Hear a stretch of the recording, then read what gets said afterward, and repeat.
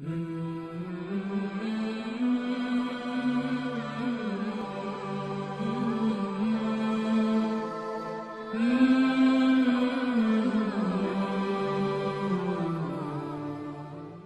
যে প্রেম করে পরে বিয়ে করলে হালাল হয়ে যায়। আরে ভাই, একটা গ্লাসের মধ্যে তুমি মদ ঢালছো, মদ খাইছো, হারাম না হালাল?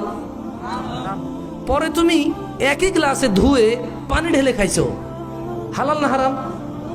তো আগে যে মদ খাইছো ওটা হালাল হয়ে গেছে? গ্লাস তো একটা, গ্লাস কয়টা? গ্লাস কয়টা? তো আগে মদ খেয়েছো, এরপরে ধুয়ে পানি খেয়েছো, দুধ খেয়েছে ওটাতে, তাই বলে কি আগে যে মদ খেয়েছো ওই মদ হালাল হয়ে যাবে? তদরূপ মেয়ে একটা বিয়ে না করে সম্পর্ক রেখেছো, হারাম। মেয়ে একটা বিয়ে করে সম্পর্ক করলে আগের হারাম হালাল হবে না, ওটা গুনাহ থেকে যায়। ওটা কি থেকে যায়? ওটার জন্য মাপ চাইতে হবে।